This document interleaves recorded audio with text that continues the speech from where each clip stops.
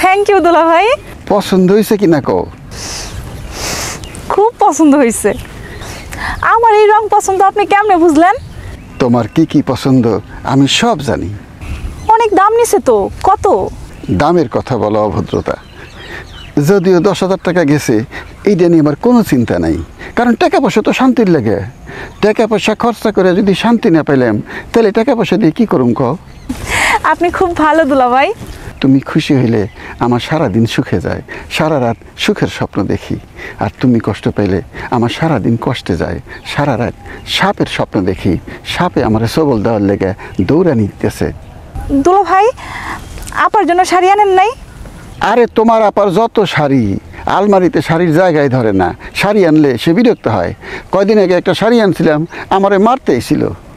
আচ্ছা যাই দুলা ভাই।